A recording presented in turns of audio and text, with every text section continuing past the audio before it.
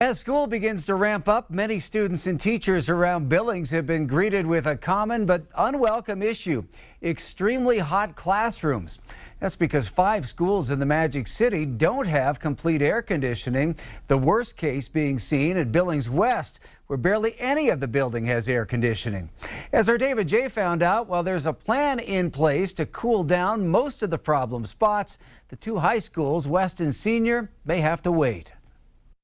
The warm weather has been a challenge for some students in Billings.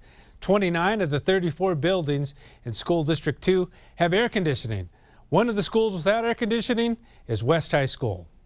Students at West talk about the classroom conditions on hot days. For me, it's every classroom. I feel like super hot and stuffy. Like even the classrooms with like 10 kids in them. Well, it's just like really uncomfortable because you're just like sitting down and it's just not very fun. A teacher who did not want to be on camera says the heat affects learning and teachers get exhausted.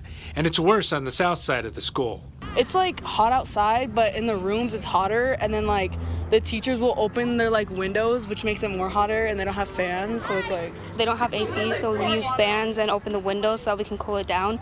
But it gets like super hot in some of the rooms. You get in some of these schools and it gets pretty darn warm in there, you know, and I know they've done it for years, but that still doesn't make it comfortable for anybody. So you got a month in the fall and a month in the spring that it gets pretty warm in some of the buildings that don't have air conditioning. Scott Ryder, Director of Facilities, says the Billings Public Schools have 4 air conditioner projects this year.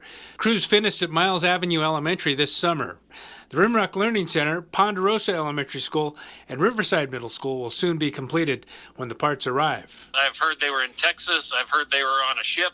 I don't know for sure where they're at, other than they're not here. And they can't seem to get them, and they don't have a date for arrival on those either. Ryder says a $122 million elementary school bond in 2013 is paying for the air conditioning, but none of that can go to high schools for projects at West and at Senior, which only has air conditioning in part of the building. And then we put our projects to the board for approval.